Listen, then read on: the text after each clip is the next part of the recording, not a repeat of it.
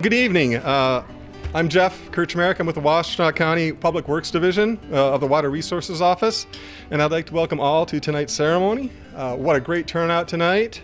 We're getting bigger every year, and it's running smoother every year. So over time, it really works out well. So we've been doing this since 1998, recognizing businesses and agencies practicing waste reduction and recycling along with environmentally sustainable business practices, because it's a part of our solid waste plan that we have in Washtenaw County, since all 64% of the waste generated in the county is not from the residents, but it's from the businesses and schools and other agencies that we have in our community.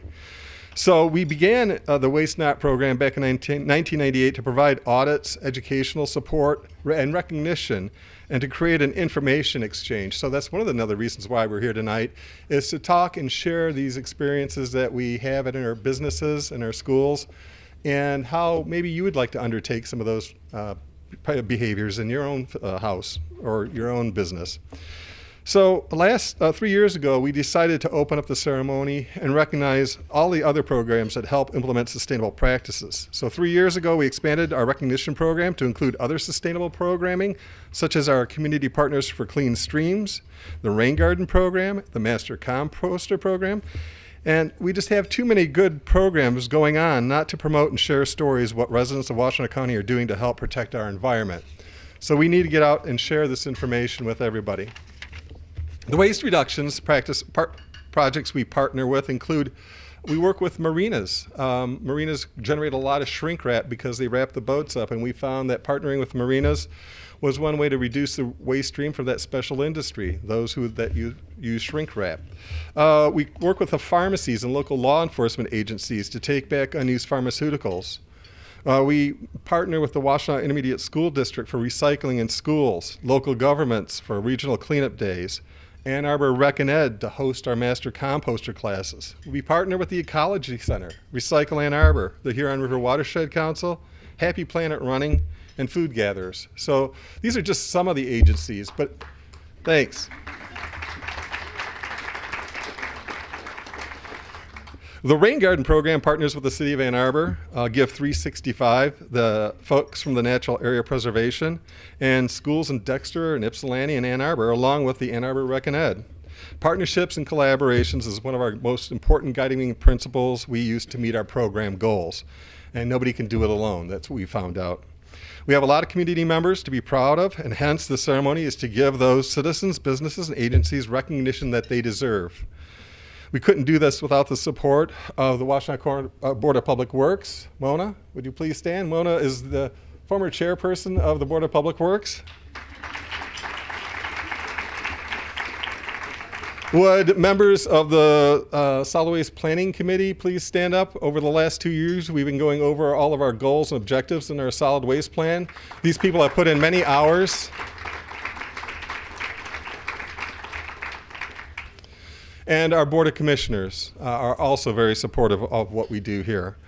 And this past year has been exciting for the Public Works Division. The solid waste crew are in the final throes of updating our solid waste plan. We, along with the Solid Waste Planning Committee, have been working over 2 years on the plan and have identified goals and objectives and opportunities to enhance services, lower costs, and waste diversion in the county. We'll be looking at regionalization of services for recycling and solid waste, and we're working towards zero waste. So if you look around tonight, you'll see these bins. There's one out by the restroom for paper towels, but we do have these bins out here for you to use so we can divert the most amount of waste that we generate here tonight. So we want to demonstrate that we can do this almost anywhere you want. So we're going to be, we're looking at regionalization service and zero waste, and we'll be seeking those interested to help forming an implementation committee, because to implement our solid waste plan, we have to have feedback from citizens like you. So stay tuned. The last 2 years, the Public Works Division also oversees the lake management programs to control non-native invasive species that come in from ballast water from overseas and have contaminated our Great Lakes and local waterways here in Washtenaw County. Last year, we added 9 lakes to our lake programs, and which contains over 2,400 households to our existing programs. We partner with these lake communities to look at all their activities that may affect water quality, long-term planning that is, in our local lakes by providing support and education of water quality issues. We partnered with the Huron River Watershed Council last year to host a workshop at Freedom Township to look at the planning and considerations of how communities should grow when they have assets such as the lakes and streams throughout the county. We're also involved with the Zero Waste with Recycle Ann Arbor. If you have an organization that would like to host a zero waste event, please see a representative from Recycle Ann Arbor or Noelle Bowman, who is here tonight from our office. We had over 30 events last year for zero waste, and we had serviced over 40,000 attendees. So we got out with these bins with staff, and during these events, when people are throwing their materials away, their compostable materials, their paper and their plastics and containers and such, they gave us a point of contact for educating folks on the difference between these different waste streams and what it means to reduce those amount of waste streams. So, as I mentioned earlier, one of the goals of this is for information exchange and networking.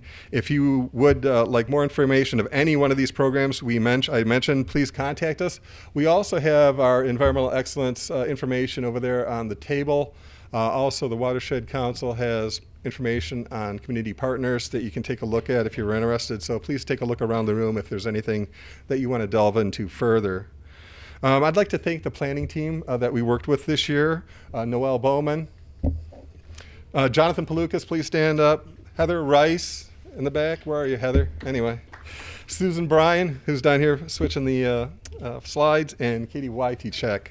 But all been working hard this year and been staying on task and getting this done. It's as smooth as silk finally after so many years. So a little housekeeping here. Please silence your cell phones. And make sure if you have a raffle ticket, please put it in one of the bins over there. We're going to be drawing at the end of the program tonight. And we're also having photos for the winners afterwards over here by the banner. So please stick around for your photos that you can share with your coworkers or your classmates. And now I'd like to introduce our first presenter for the new member recognition is Katie Wytichek. All right, good evening, everyone. I'm Katie Wytichek. I got married this year, so I could have changed my last name, but I didn't, so sorry, you're all stuck with it. So today, I'm going to be presenting all of the new community partners for Clean Streams, along with Noelle Bowman, my coworker, and she'll do the new Washtenaw partners. So Community Partners for Clean Streams has been around for about 20 years. And we have been working with businesses and organizations to identify different ways that they can make improvements on their property that will, in the end, improve water quality. So what does that actually look like? Some people will put drain markers on their storm drains that say, "Don't dump drains to river," so that people walking by will know that those storm drains go directly to the river. So anything that ends up there goes straight into the river. Other people will put in rain gardens or rain barrels. We had one partner that did classes that taught people how to convert food-grade barrels into rain barrels. Other people will do trash pickup campaigns. Our partners do all kinds of things. Sometimes it's just daily activities like sweeping in front of their business instead of power washing. So when you're out there hosing down your concrete, you're actually sending all that dirt and pollution down into the storm drain. That's not what we want. So this year we have something new in our Community Partners for Clean Streams program. We're offering a mini grant program. So all of our partners can apply for just a small grant between either $500 or $3,000, and we're hoping that these projects will help you to do more of these projects. So if you want more information about that, or if you have questions, or if you want to run an idea past me, feel free to ask me. All right, our first new community partner for Clean Stream is Elastisel Corporation of America. So if Ned Glisson, Henry Krebs Sr., Henry Krebs, and Trevor Towery would come on up to Noelle. These guys, maybe they look familiar because last year they won the Pollution Prevention Award, and they also have been part of Washtenaw for many years. So this year they joined Community Partners, and they also took the Master Rain Gardener class. So now they're experts in rain gardening, and they even built a rain garden, although it's not planted. But they built a garden in front of their building. So they used to have water that would flow out into this area and flood. in front of their building and sometimes even into the building. So hopefully this rain garden will stop some of those big puddling rain events, and it also is infiltrating the water into the ground where it can get cleaned up, and it's creating wildlife habitat. So we love that they're putting in this rain garden. And they also already have a monarch waste station on the other side of the sidewalk where they have swamp milkweed and other plants that will attract wildlife and also absorb stormwater. So that's also a good practice. So not only are they building rain gardens and planting plants, they're also recycling and reusing as much as possible. And this year they just started donating their cardboard to a local gardening group that is using that to squash out some of the weeds. So thank you guys for always being innovative and thinking about new ways to recycle and clean our waterways. Thank you, Elastica. Thank you.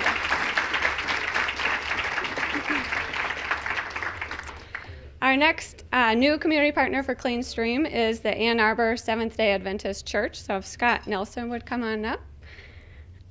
So at the Seventh-day Adventist Church, they have a school, a nursery, a playground, the church, and a big parking lot, but they don't have any storm drains. So all the water that lands on those hard surfaces flows into a natural area that they have at a low spot at the back of their property. And they've been trying to capture some of that runoff by planting trees and small garden areas. And Scott especially is interested in planting a rain garden at the bottom of their large parking lot. So one of the things that we can do as partners, community partners for Clean Streams, is do designs. So we had a volunteer do this design for a rain garden, and it has all the plants and the quantities and how many you would have to buy to build the garden. So Scott got this design, and then he also decided to take the Master Rain Gardener class. So now he also is an expert and will be ready to plant maybe in the spring. So thank you, Scott, for all that you do at the Seventh-day Adventist Church.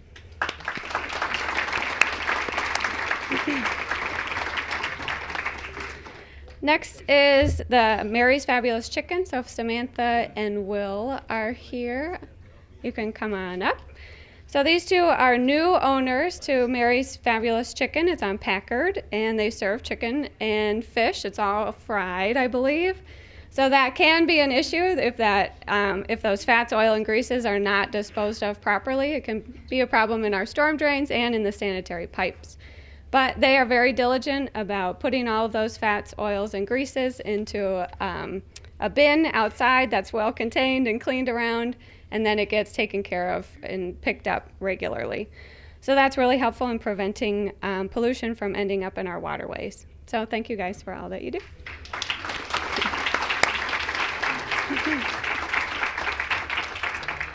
All right, the next group of new partners have joined both Community Partners for Clean Streams and Washtenaw. So Washtenaw is the partner organization, and they also have been around for over 20 years, and their focus is on waste reduction and recycling. So they look at it in three categories. The first one is purchasing, so is a business purchasing recycled items. The second is practice. Are they recycling everything that they can? Third are policy. So do they have a policy set in place that will last the lifetime of the company, not just the lifetime of certain employees? So Noelle is in charge of this program, and she makes sure that the members have thought about all three of those things. So the first new partner in both Washtenaw and Community Partners for Clean Streams is Arbor Motion. So if Jason Gary has made it, come on up. I'm not sure that he has. All right, so Arbor Motion is an independent automotive repair shop that has been locally owned and operated for 30 years. And they are always trying to prevent any pollution from ending up in the storm drain. So they regularly will inspect their vehicles and equipment and fix any leaks that they might have. Any hazardous materials that they have on site, they store in secondary containment, and then they also have a comprehensive spill response plan. So if there is any spill, then they are cleaning it up right away. You can also see these drains that are right underneath those cars. Those all lead into the sanitary system, not the storm system. So there's no way that if there was a leak that it would end up in the river. So that's what we want to see. In terms of waste reduction and recycling, they have implemented a bulk break cleaning system, and They now use, for one recyclable drum, they would have used 450 aerosol cans. So that's a big improvement in how they're doing their brake cleaning systems.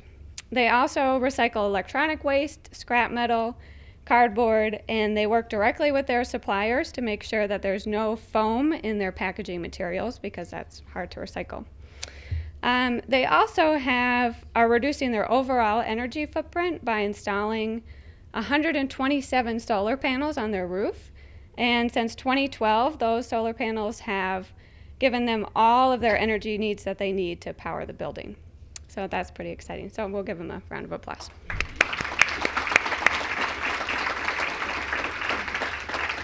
All right, next, Noelle is going to present the rest of the partners that are in both Community Partners and Washtenaw. Thank you. Thank you, Katie. Hi, everyone. My name is Noelle Bowman, and I'm a solid waste specialist here at Washtenaw County, and I know and work with many of you here. Thank you for joining us tonight. It's so good to see so many faces, and I'll continue onward. So the next inductee into the Environmental Excellence Program is the Ann Arbor YMCA. So could Chad Wood, Chris Briggs, and Rose Saxton please come up? So the Y is new to both Washtenaw and Community Partners for Clean Streams this year, and their facility is located on Washington Street in downtown Ann Arbor, and it features a state-of-the-art fitness center with a pool, 3 levels of fitness equipment, a gymnasium, plus they offer a wide range of fitness and wellness classes for all ages. So at the Y, they make a conscious effort to recycle, not only to just recycle, but to educate their guests about recycling. So they place collection bins throughout their facility for both guests and staff to use. And their recycle program is advertised throughout the entire facility using these big blue decals. So I think, yes, right there. And those are located all throughout the facility so people know how to recycle. So it's a very effective way to educate. The Y also donates all of their electronics and sends other materials that are otherwise unusable to recycling, including printer cartridges. They do double-sided printing. They do paperless invoicing to reduce that paper waste from being generated in the first place. Their drinking fountains feature a tool that estimates water bottle waste saved. And they have a sustainability committee that sort of drives the waste reduction and water quality efforts. And they feature these successes in these areas in their annual reporting. And then to promote water quality as well, the YMCA staff are trained to prevent any excess materials from entering the storm drains and to remove any leaves and debris from those storm drains to prevent them from getting in there.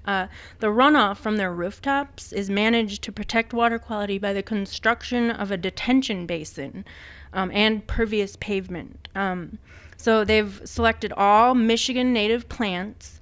And the detention basin is regularly inspected and maintained, including the use of controlled burning annually to help manage that. No fertilizers, no pesticides are used in the lawn and the gardens, and any leaks in the vehicles are repaired immediately, and they go out of their way to use eco-friendly products for the vehicles and equipment. They reduce water by collecting the condensed water from their pool and recycling it back into the pool to be reused. And their pool has a UV water purifier, which reduces the need for pool chemicals. Additionally, the YMCA in Ann Arbor has partnered with NSF International to provide 2 water filtration systems for the Flint YMCA.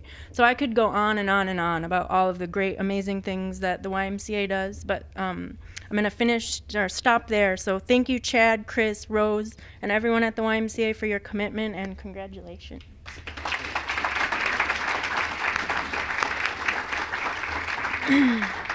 So next up is Fjallraven.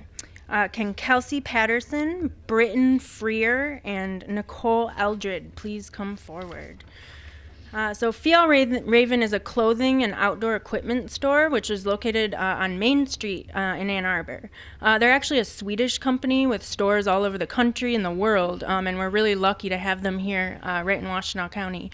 So I'm blown away by Fjellraven's commitment to both waste reduction and water quality, and they're new to both of these programs this year. So at Fjellraven, they reuse and recycle as much as they can. For example, all their plastic bags from packaging are reused to stuff the backpacks and the bags for display. And then once those are no longer used for that, they're then recycled. Their silica bags are given to backpackers for reuse and used to stuff backpacks and bags. They reuse cardboard and then recycle it once it's no longer reusable. They've donated old signs for use in art projects to the Ypsi schools. Their products themselves are made with sustainability in mind. So, for example, their clothing products are made with a spin dye method, which reduces chemical and water use. Many of their products are actually made out of recycled materials, so including their faux fur, and their backpacks are actually woven with thread made from recycled plastic bottles. All staff at Fjellraven uses reusable water bottles at work just to reduce that plastic waste. All signs, both in the store and the A-frames outside, are made out of recycled content material. And then while they're an international company, they demonstrate commitment to the local Washtenaw County community. So they last year organized an Earth Day event where they cleaned up trash along the Huron River. And then they're also a sponsor of the annual Commuter Challenge here in Washtenaw County. So thank you, Kelsey, and everyone at Fjellraven for your commitment to our community and the environment, and congratulations.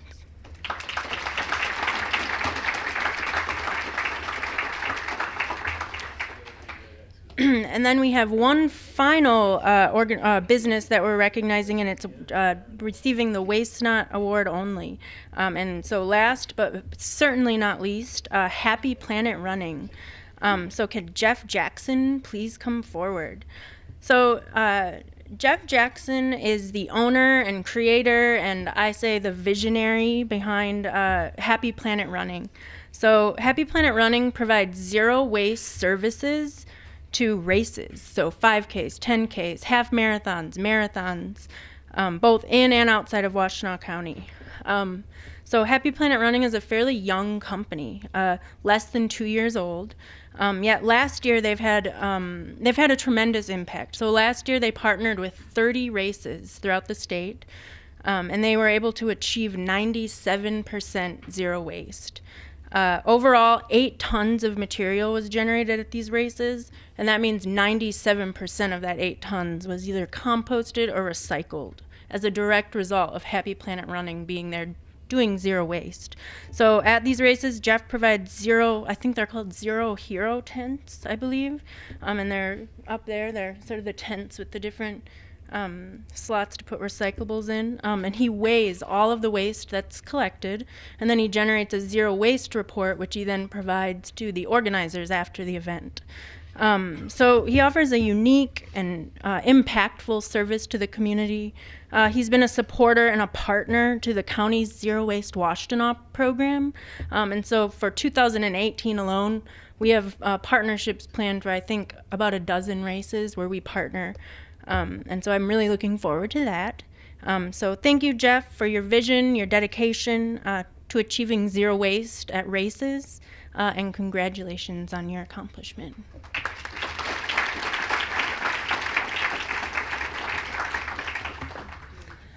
So next on the agenda is the Master Composter Leadership Awards. So really quick, This is a class that is hosted every year in the fall. It's a 7-week course, and you basically learn everything there is to know about composting. And this class is not possible without the instructors and the planners that are largely volunteer. So I'm going to recognize, or just list the names of the instructors, and if you could stand up, please. Lisa Perschke, Jesse Rodenbush from Star Valley Farms, Chris Simmons, Kirk Jones of Project Grow, Steve Manville, and Joette Roema. And then last, but certainly not least, Nancy Stone. So I'd like to just really quick give these folks a round of applause just for their efforts.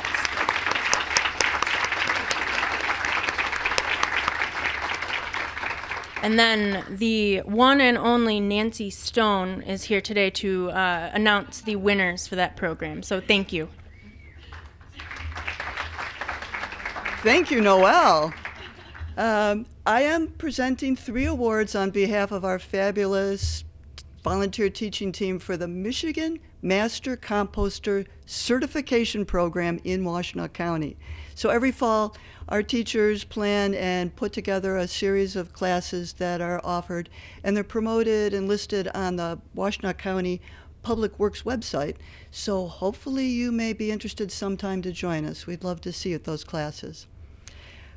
I was also asked to include just a few moments of what is compost and why do we get so excited about it.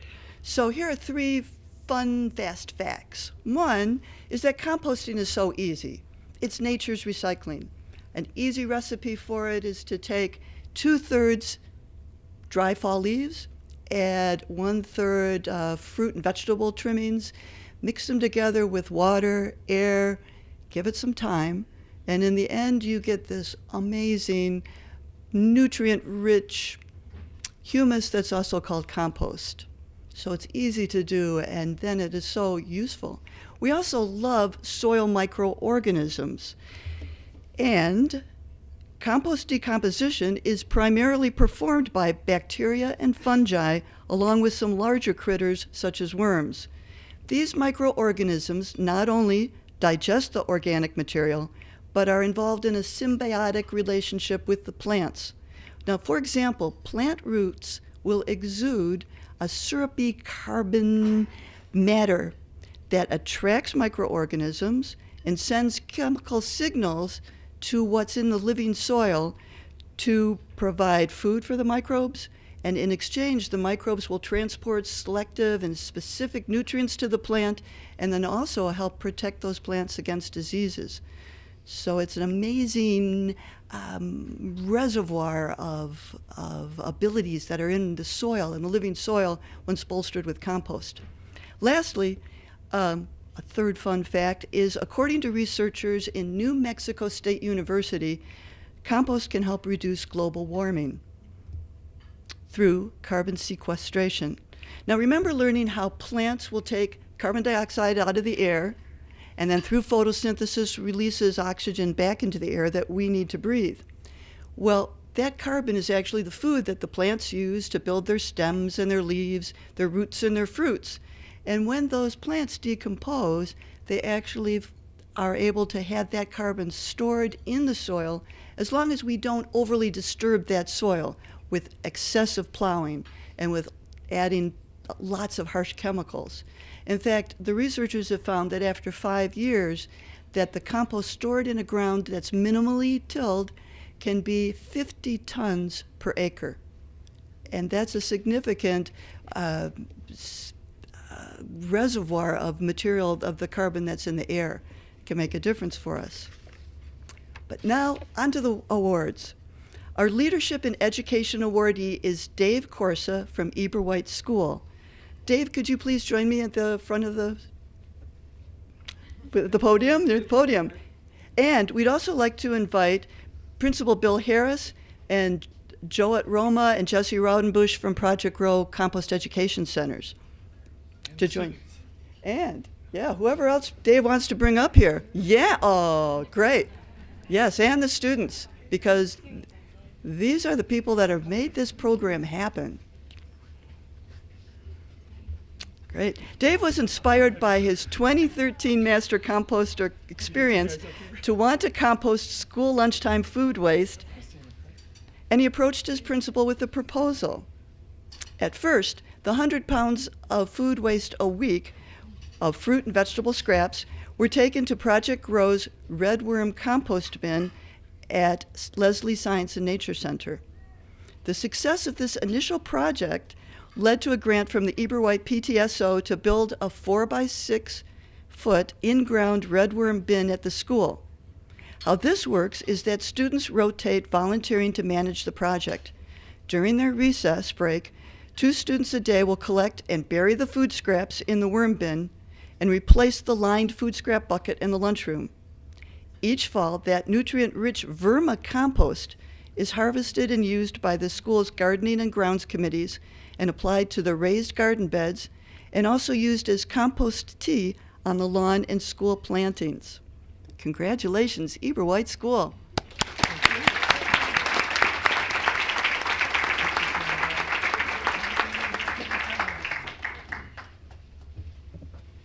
For our Leadership in Programs category, we selected Class of 2011 Master Composter Roger Storm and the Chelsea Community Garden. Roger, could you please join me at the front?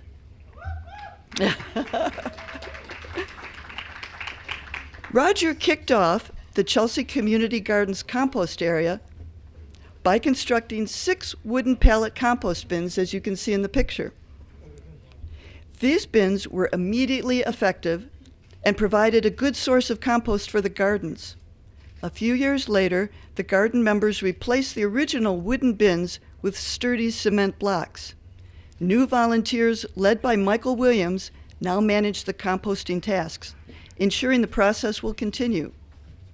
Garden members donate produce to Faith in Action, a key partner to the success of Chelsea Community Garden, and in addition, many gardeners practice healthy soil and slow composting methods by using mulches and winter cover crop rotations. Now, I know we've got a contingency from Chelsea Gardens here, so if they could stand and be recognized as, yeah. Bravo, Chelsea Community Gardens. Thank you.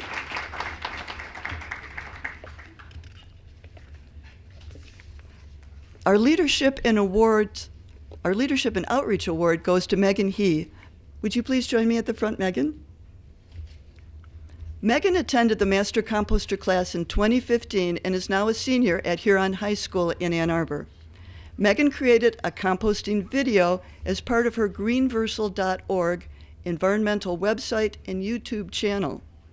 Last year, Megan was one of 15 high school students nationwide selected by the U.S. Environmental Protection Agency to receive the President's Environmental Youth Award. I'll quote in part from her website introduction. My mission is to promote environmental awareness by creating news reports that cover local, national, and international current environmental news. Climate change, pollution, and the extinction of species are just some of the urgent environmental issues that face society today. The degrading environment at our feet affects all of us. We must speak for our earth and give it a voice, which is what I'm trying to do by making these videos. Thank you, Megan.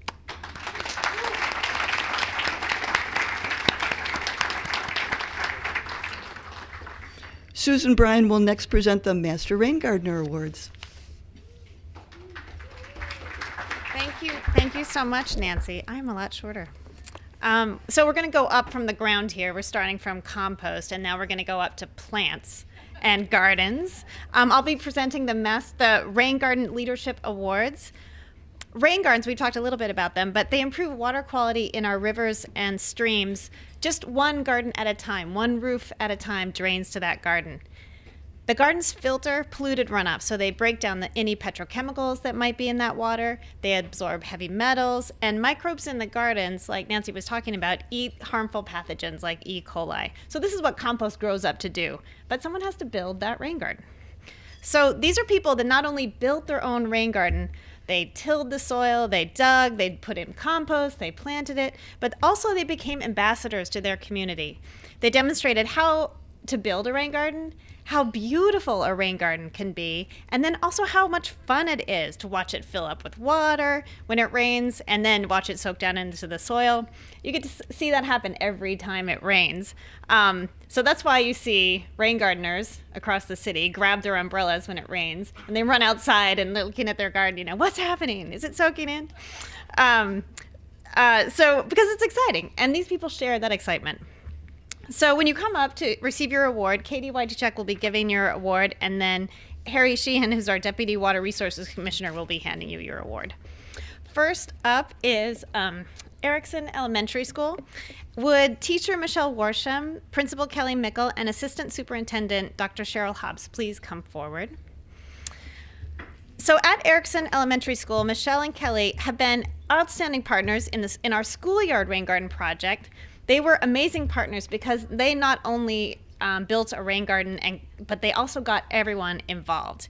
They secured a grant to fund the project, and they were also able to coordinate a large group of volunteers from the Ginsberg Center at U of M to do the digging. So what a great way to get mentors for kids, but then also how smart to get other people to dig the rain garden. They're brilliant. So also they had the vision and the leadership the skills to include the entire school. So when our staff member Katie Wojciechek taught lessons there, they sent student representatives from each grade level to learn the rain garden lessons. Then those students planted the rain garden and shared that project with their classmates. So they were developing student leadership within the school. Katie has worked with about 12 schools to put in schoolyard rain gardens, and only a few of them has the principal showed up. So it just shows how dedicated they are and what a committed leader Kelly is. So rain garden projects actually aren't the only thing that Erickson does well, although they've developed a recycling system, even though Ypsilanti Township doesn't collect recyclables. So that makes it one step harder. And they're also planning a new native plant garden. Congratulations, Michelle and Kelly.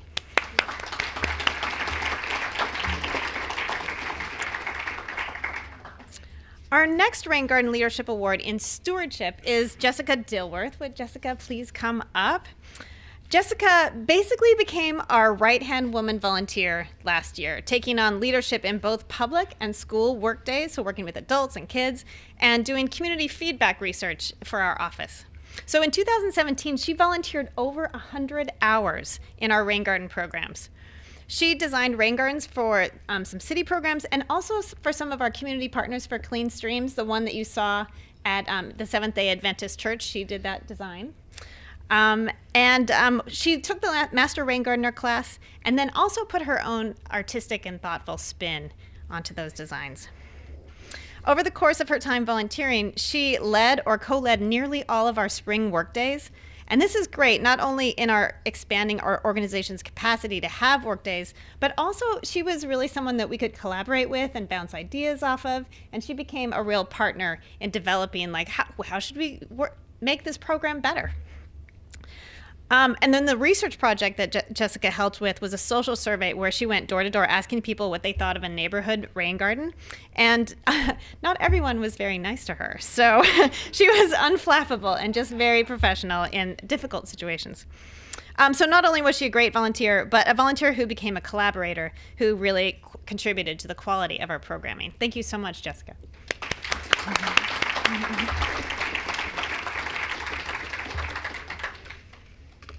And the last Rain Garden Leadership Award in Outreach is to Leslie Kalman. Would Leslie come up, please? Leslie is the consummate rain garden ambassador. She inspires other people to build rain gardens.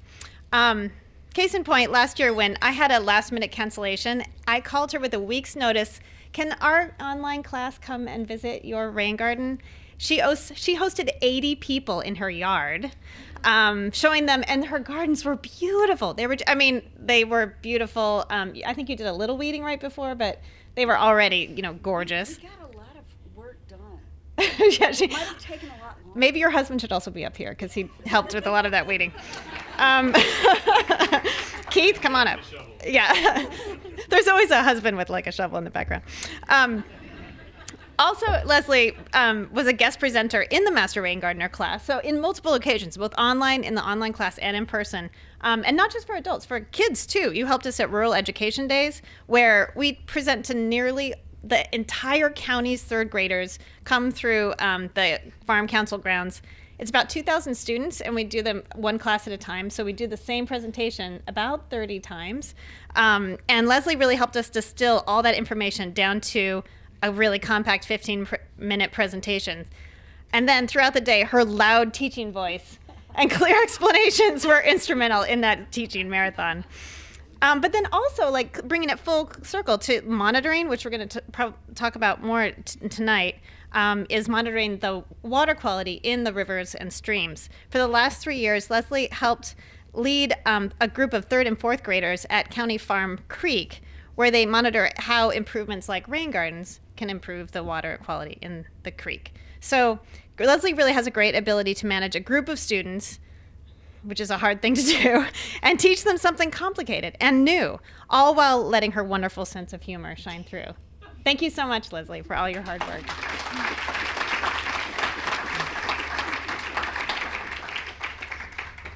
So we've come to the time where we're going to have a keynote speaker. And our keynote, we are lucky enough to have Laura Rubin of the Huron River Watershed Council here with us tonight.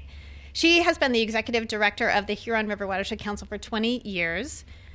The Huron River Watershed Council leads the way in getting people excited about the Huron River, paddling on it, swimming in it, keeping it as a centerpiece of our lives.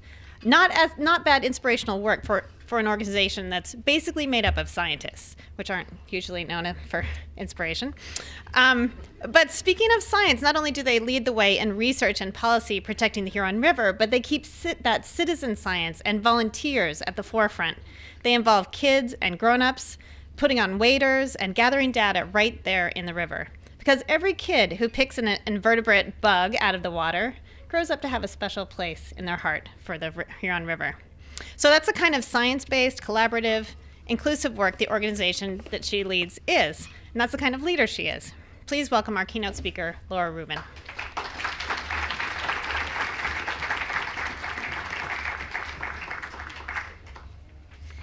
Thank you, Susan, and thank you all for inviting me here to talk tonight. This is such a wonderful celebration of partners who are all tackling a lot of environmental problems and achieving a lot of environmental progress and success. And I just will focus my remarks really on how we measure the success and what we've been able to see. One of the other things that's very heartening to me tonight is looking out and seeing the audience here, but also the awardees. Many of them have worked with the Watershed Council or have partnered with our organization. And I know that it takes all of these small and big efforts to make a dent on protecting the environment. One of the questions that I always get when I'm out is, so what is the one problem? What is the one thing that we can do to protect clean drinking water or protect the environment? And I know that they're always frustrated with my answer because I'm always like, oh, it's so many things. It's so many actions that we need to take. I wish it was one small problem.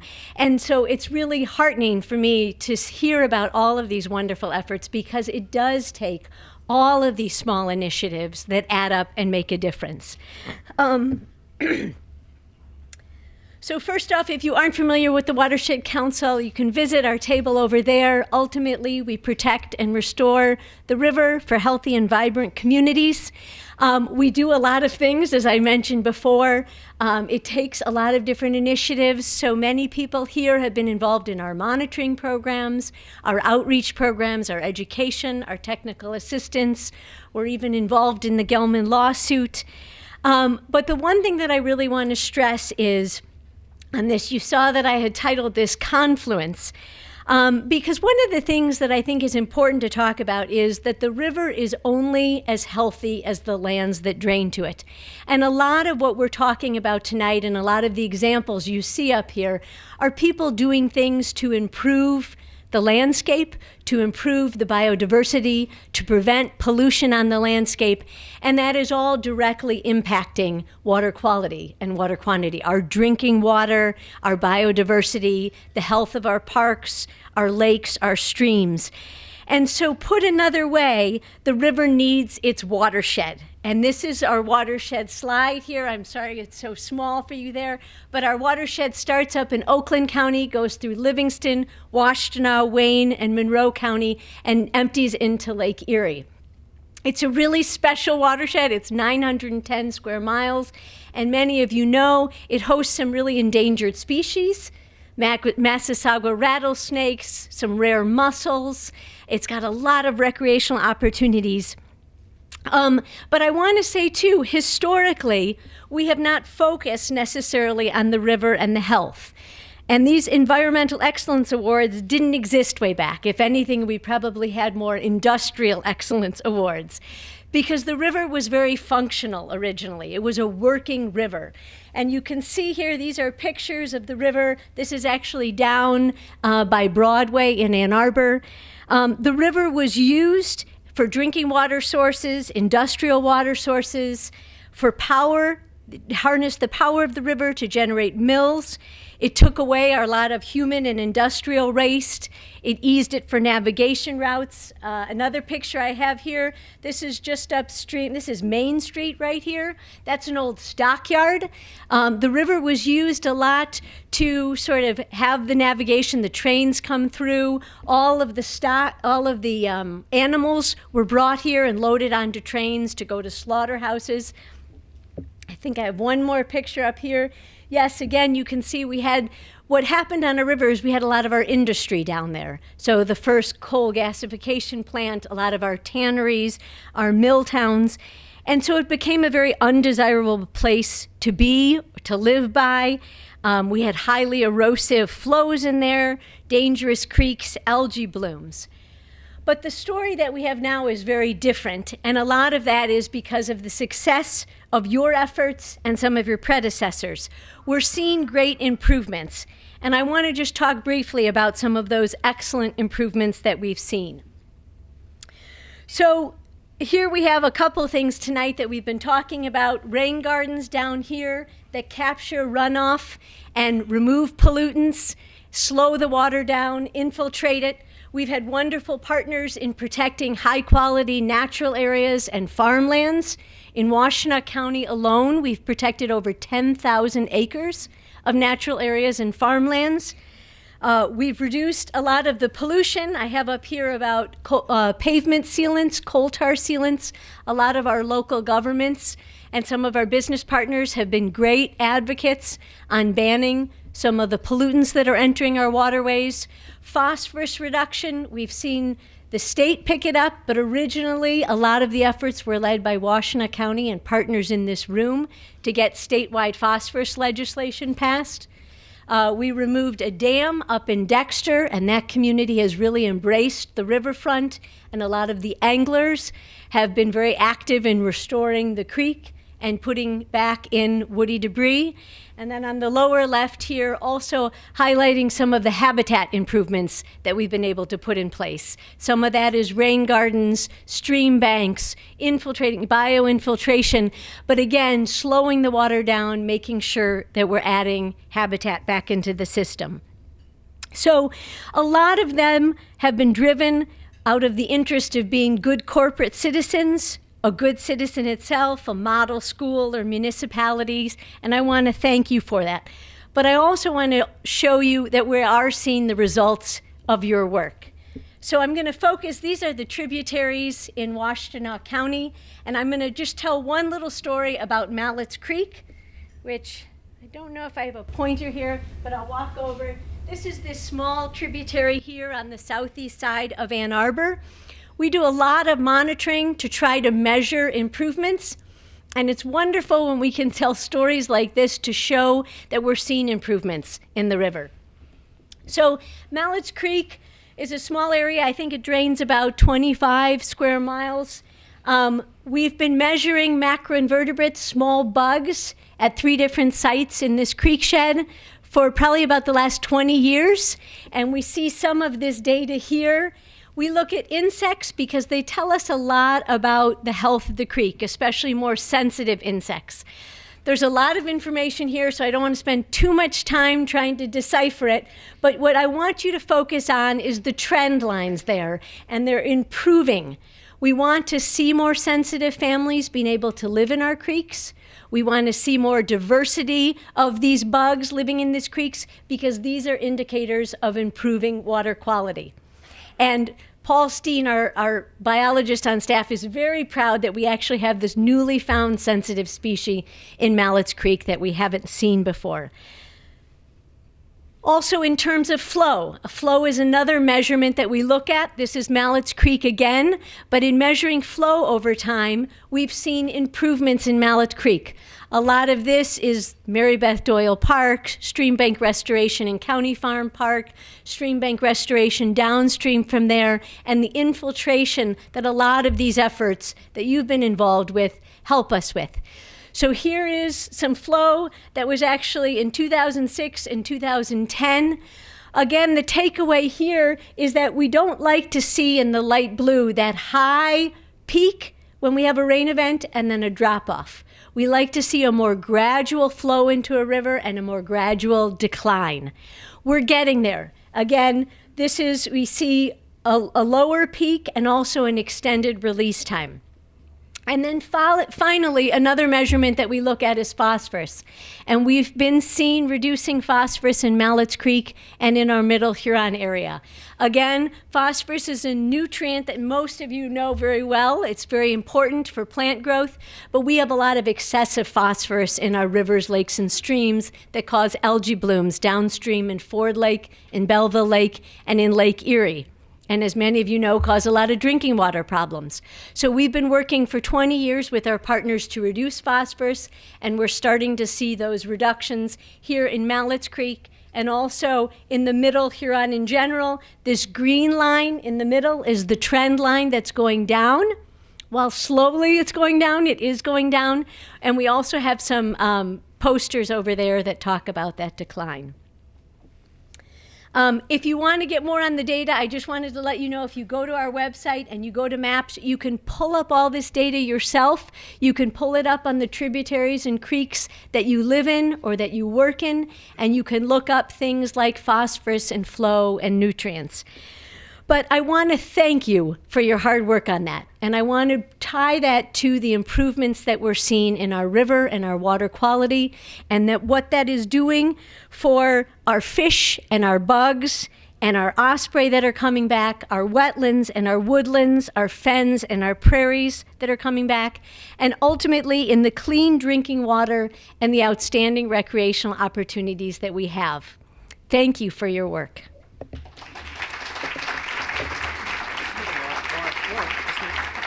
Thanks so much for taking time tonight. We have a little present for you, speaker's present. Thank you. Some post-consumer glassware. Great. Thank you. How appropriate. Yep.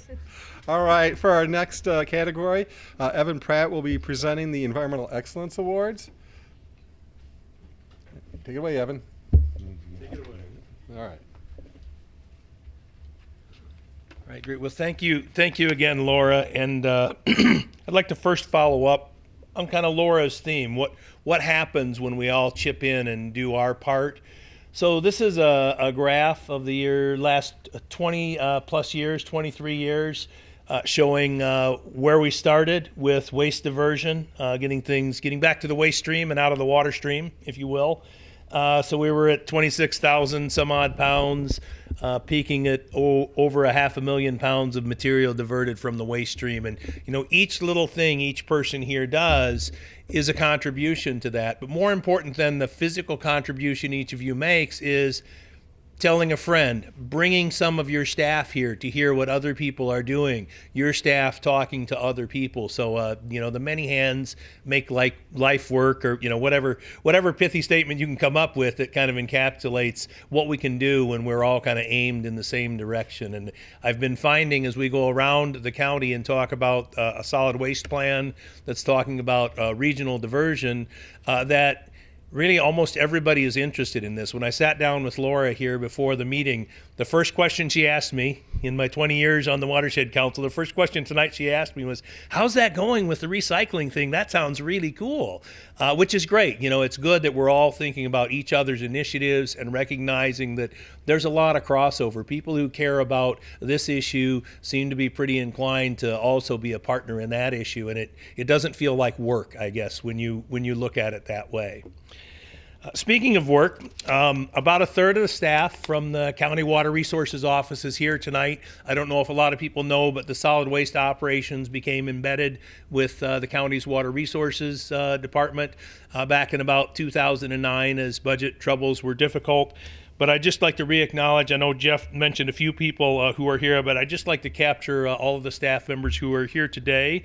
So again, if you could all stand up, John, JP, John, JT, Katie, Noel, Harry, Susan, and Michelle Katz was here at the door earlier. I think she's taken off. And okay, you're still here? Great, I didn't see you. 'Cause I knew if I had to scan the crowd, I wouldn't catch everybody. So Michelle takes care of our Board of Public Works. And Heather back there, who's kind of been the driving, organizing, structured force in front of things to make sure that we get you in and out on time. Everyone's here. But most importantly, I'd like to recognize Jeff Kirchmerich. What we're doing tonight is kind of a brainchild of Jeff's. All those pounds that you saw, do you have a picture? All those pounds that you saw, every pound that you saw really came out of something that Jeff thought up and did new and was different and hadn't really been done before in county history. So it's kind of a big deal for us that Jeff is just a little past 30 years with Washtenaw County, and he's going to be retiring at the end of the month. So I'd like to give a big round of applause to Jeff.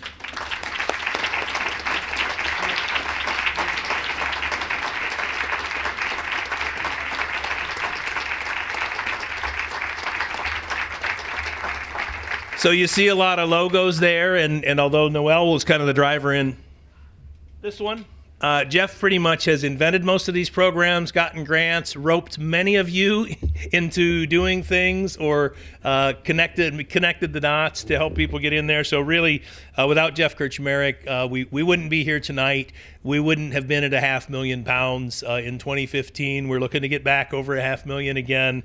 It's just been wonderful, all the contributions he's made, and he's going to go see if he can help Eaton County out a little bit as he dips into his retirement, and as well as dipping into another job. So it's going to be really, really great to work back and forth and trade notes on what's been working. So thank you again for everyone who's gotten to know Jeff over the years. He knows an awful lot of people, I've found. With that, I'd like to move from the staff and how we got here to the folks who are kind of at the pinnacle of our awards tonight. So first up is the Environmental Excellence Award for Water Quality Protection. So I'd like to call Scott Nelson back up and talk a little bit about what the U.S. Geological Survey Great Lakes Science Center is doing, USGS, over at Hubbard and Green Road. So we're going to take you back in time. The origins of the USGS Great Lakes Science Center go all the way back to 1871, when Congress established what was then called the Fish Commission, which has kind of a nice ring to it, doesn't it? Work started then to study Lake Michigan, and we'd like to remember that this is the lake with the longest shoreline in the lower 48 and has the largest number of fisheries in the United States as far as the lower 48 goes. We don't want to offend anyone from Alaska if you're here tonight. They like to make fun of how small Texas is up there. It's quite amusing. The overall mission of USGS is to meet the nation's need for scientific information for restoring, enhancing, managing, and protecting living resources, as well as the habitats in the Great Lake Basin ecosystem. So the mission-related work that they do, as well as the way they maintain their own physical infrastructure, achieves really the core principles of what we try to accomplish, and you heard about earlier with the Community Partners for Clean Streams programs. So the main things I'm going to talk about are pollution prevention, public information relative to our water resources, and energy conservation. So on the first point, the pollution prevention, USGS is just a recycling machine. They recycle paper, glass, plastic, aluminum, and do a lot of office reuse. The center, as we mentioned with Fjallraven, they donate extra packing material, in this case to a local packaging mailing house for reuse. And they also have a waste oil recovery system. If you ever drive by their facility, there's a few boats out back, and I imagine you've got a few vehicles to drive around and pull those boats. The center also minimizes the waste of hazardous lab chemicals because they do testing on site. It's a pretty decent-sized building. They only order what they need, and they have plenty of spill kits right near the hazardous lab chemicals. Now, relative to stormwater management, again, if you drive by the site, you'll see kind of how the lay of the land works. It's a little more obvious there than some areas. And all the rainwater landing on the site drains into a pond that they've got with a buffer strip around it, so trying to filter that water that perhaps runs off the parking lots A lot of people may not realize, for example, the brake drums that we talked about are a primary source of copper flakes that get onto the roads and then into our waste stream, as well as a number of other things that will come off of parking lots, such as zinc from tires and cadmium. And, I could probably make up a song about all the materials that come off of a car, but we'll take it easy on you tonight and just say that all their boats and vehicles are regularly inspected and repaired, so there's nothing leaking that finds their way to the pond. And as I understand it right now, they're looking to plan to convert some of their turf lawn, because again, if you drive by the site, there's a fair amount of turf lawn around there. And goodness, why would you want to be driving a lawnmower around when you could have some beautiful native plantings around their site? And it's a perfect location for that type of thing. It's not like you've got a bunch of neighbors scratching their head like at my house, wondering what you're up to. And as mentioned, Scott went through our Master Rain Gardener class, which we get a lot of positive feedback on. And then on the third point, on the energy conservation side of things, 6 years ago, they went ahead and installed a geothermal heating and cooling system. If anybody's done that, it's a little bit of a capital investment, but the payback's actually fairly quick, but you do have to come up with the money. So I think credit to them.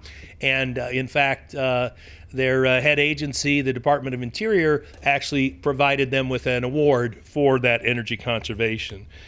And of course, as is critical, as I was kind of leading into this, and as Laura mentioned, to ensure the program's success, the Great Lakes Science Center, of course, has designated staff who oversee this work, and they've created the written policies around the waste reduction and water quality protection. So, that which is measured is taken care of and works well, and it's great that they have wonderful folks who want to add a little to their plate to take care of this. So thank you, Scott.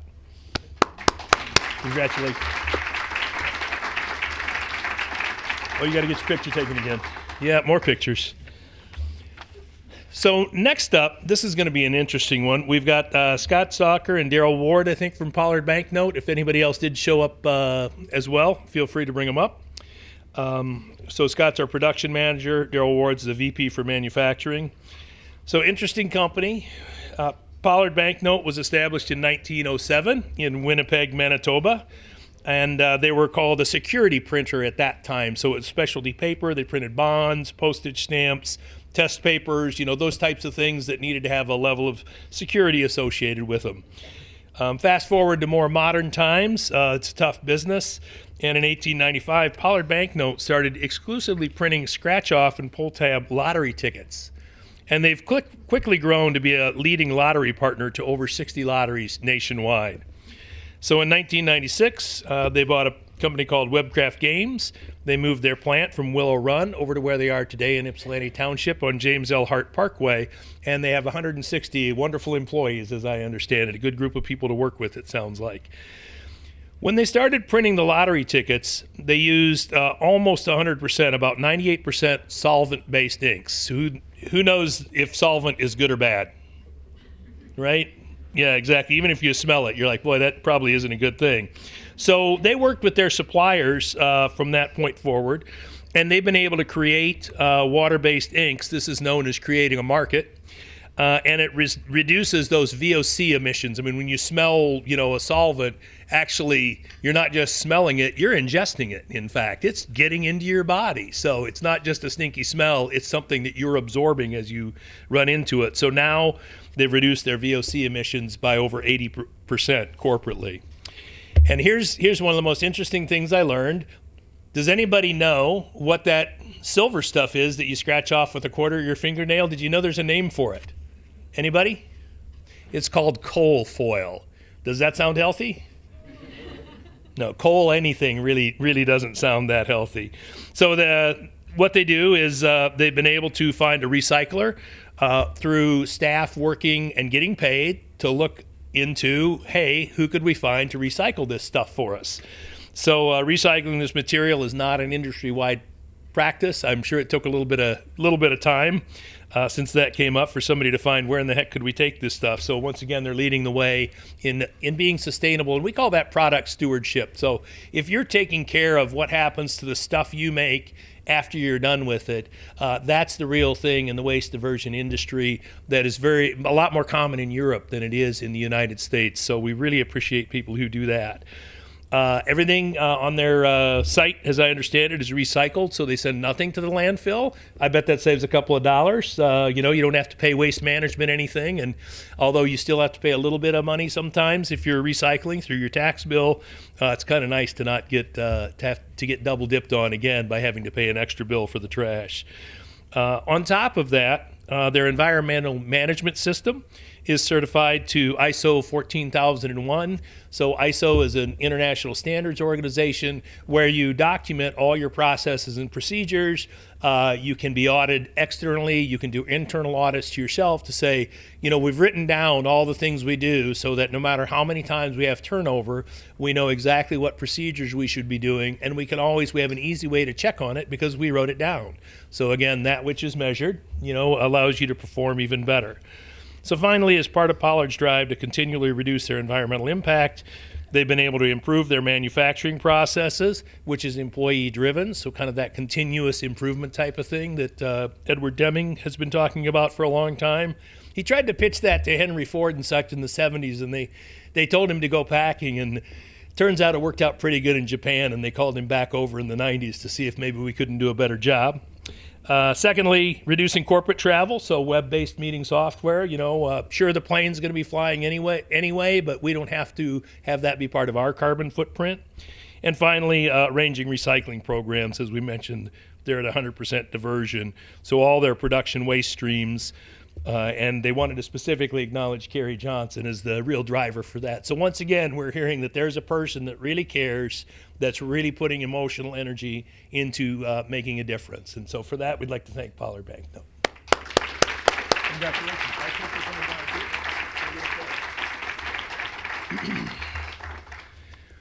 We're getting close to the end. I'm not going to ruin the Rhode Island NC State score for you, but I know what it was. And there was an amazing buzzer beater alongside of that I saw just before I walked in the door. I won't tell you what teams it was, but crazy stuff. There are upsets out there. I'm just telling you, if you picked the top team in every bracket or followed the Vegas odds, you're going to get a couple of surprises. So now I'd like to call up for our award in waste reduction and recycling the folks from Food Gatherers. We've got Eileen Spring and a pretty good team of people, including Sebastian, Markel, John, Joanna, Sarah. I'm going to say Karina and Annika. Am I close? That's right. Great. So Food Gatherers has been a wonderful partner of our Waste Not program. They are one of the early ropes that Jeff was pulling on. And who here hasn't seen a Food Gatherers truck ever? Anybody never seen a Food Gatherers truck driving around town? Hopefully it didn't cut you off on the road. That's right. So, they're ubiquitous in this area. So they've been a member since 1998 when we started the program. They were an original charter member. They're here year after year after year. However, if you like, you're welcome to grab some leftovers. We always have more food than we need. What we don't need, we can let them take. But if you'd like to take some home, that works too. So through their food recovery program, Food Gatherers rescues about 2.8 million pounds of edible food every year. As much as possible, the recovered food is then redistributed to hungry people throughout Washtenaw County. So this is, of course, food that otherwise would be uneaten, thrown in the trash, sent to the landfill, perhaps composted in a few communities, not many. But largely what they focus on is grocery stores, restaurants, and other actual food generators. Obviously, they're not driving to your house or mine, and they're not really in the table scrap business. It's more unused, food that just wasn't needed that day to even get on a plate. So about 1 to 7 people in Washtenaw County are what's known as food insecure, meaning they really don't know where their next meal is coming from. So that's a real benefit to the community there. They serve an important infrastructure role in the community by providing these services to recover perfectly good, edible food that would otherwise be wasted, and then, of course, deliver that food to people who need it. So annually, if we zoom out a little bit through all of their programs, their fundraisers, they distribute around 6.5 million pounds of food and feed about 44,500 food insecure people each year in Washtenaw County.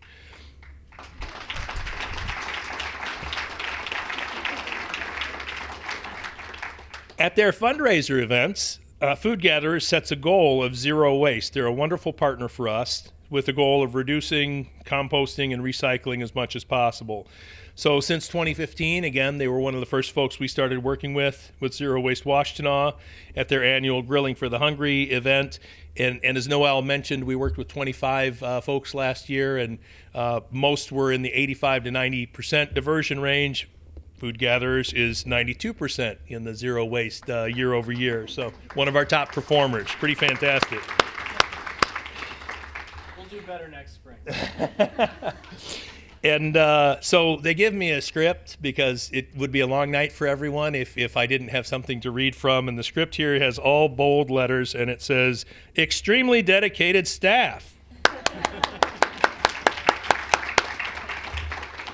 So this year in 2018, we're recognizing Food Gatherers as our 2018 winners for waste reduction because of all that great work they do that we just mentioned, and the very nature of their business has the most significant impact on food waste reduction in Washtenaw County that I can think of. And again, if you haven't heard it before, upwards of 40% of the waste stream is related to food. Some of that's packaging, but there's an awful lot of food waste that goes on. So any diversion is good, and a lot of diversion is certainly better.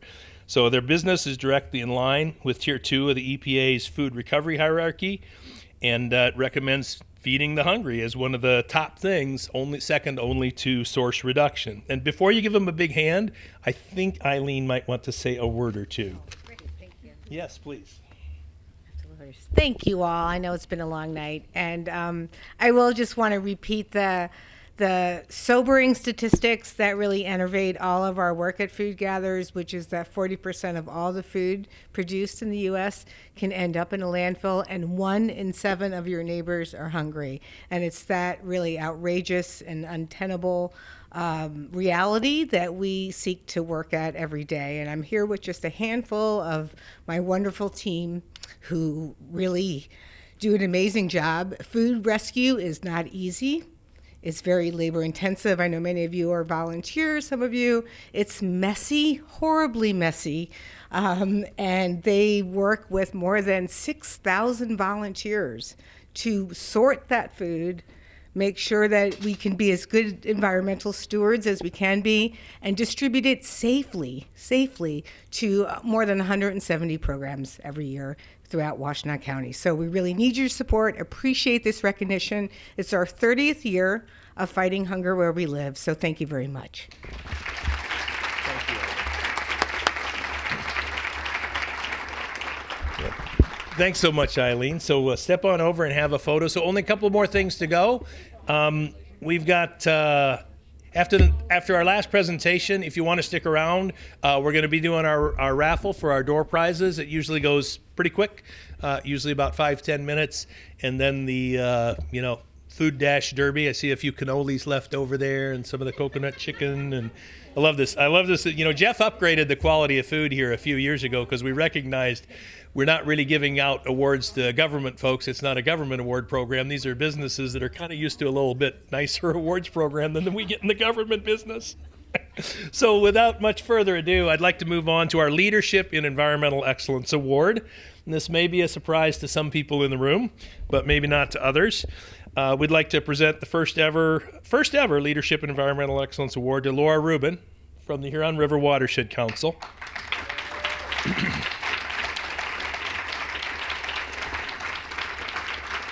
Come be embarrassed together. Congratulations. Come to the red X. The red X. Yes.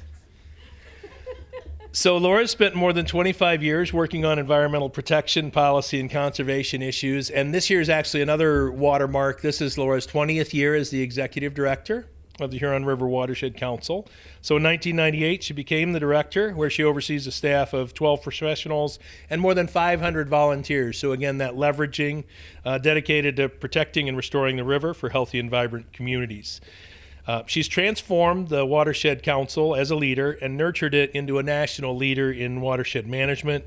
She's been recognized both locally and nationally as a leader in the river protection area. She's advised organizations that go up one arm and down another, but a few are the Michigan Environmental Council, one of the largest environmental lobbying groups in the state. It's really a consortium of many, over 80 environmental groups. The Alliance for the Great Lakes, Southeast Michigan Council of Governments. She sat on the Ann Arbor Greenbelt Commission and many more. Laura's exceeded expectations in building and leading team success. When I was on the executive committee, we used to have to do Laura's review, and the review committee wouldn't meet very long because we really couldn't think of anything else she should be doing. So, how many ways are there to say you're doing a great job at this? This is going really well. Thank you. So the success has been in achieving measurable water quality results. So it's great to do good things. It's another thing to be able to show and tell people how good is it, just like Eileen was saying, the 1 in 7, the 40%, the 2.8 million pounds a year, all of that. So creating these programs that are designed to measure and accelerate even further improvement in water quality throughout the watershed, including leveraging of volunteers. So just a few examples of the impact that Laura has had through her leadership, allowing staff to say, well, what about this? Shouldn't we try that? 3 or 4 of the most significant things are a phosphorus pollution reduction effort to improve water quality and reduce these nuisance algal blooms. And sometimes nuisance, of course, means toxic algae in several of the lakes now in our county. Working with 19 municipal and community partners in the Middle Huron Initiative. This includes efforts such as public education, promoting green stormwater management, ongoing river sampling. So more than 4,700 water samples have demonstrated that over 6 tons of total phosphorus has been kept out of our target waterways annually. And this is partly because Laura and the Watershed Group team, the folks that she leads, worked first with the city on a phosphorus ban, but ultimately that turned into statewide legislation that restricts phosphorus use that took action in 2012. So this is a very impactful thing. It's great to help the Huron, but it's even greater to help people statewide. Also, what's been going on the last 2 or 3 years, as she mentioned, the advocacy to ban coal tar. She talked about that a little bit. But even the DEQ has been finding anytime they sample a pond that's by a parking lot, they're finding these PAHs, and it takes them a little longer, I think, to take action once they know there's a problem because of the position they're in with the legislature. But fortunately, we've got several communities who have already committed to reducing toxic pollution. I know at least 6 have actually passed ordinances requiring contractors to register with them so citizens can know that somebody's on the nice list and not the naughty list. And there's a few more, with a total of 10 hopefully by the year end.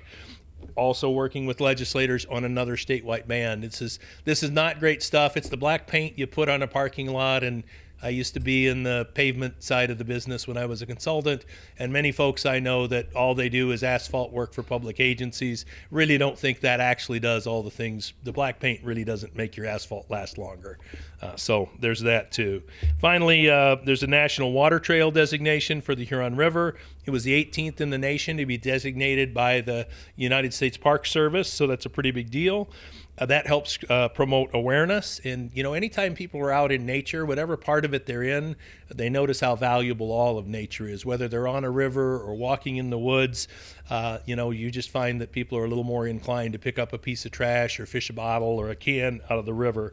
So all of those things have helped to conserve natural areas, educate people on the value of water, and increase access to outdoor recreation. So again, championing citizen science with that Adopt a Stream volunteer program as one of the premier volunteer river monitoring programs in Michigan. And in fact, it's a national model. We do hear people calling from around the country. I remember a few years ago, some people from South Korea wanted to stop by the Watershed Council. And although we all had a hard time talking to each other and understanding what was going on, it seemed like everybody felt good about our respective missions. So with that, please join us in recognizing and thanking Laura Rubin for her exceptional leadership, her ability to motivate our community, and dedication to protecting and improving our waterways.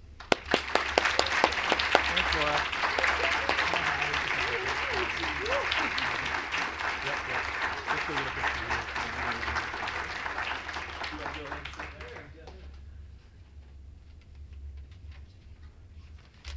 Thanks. Really appreciate, and I really enjoyed my 30 years working for Washtenaw County within a community that has high expectations and for environmental standards, and the talent pool that's so deep in our community.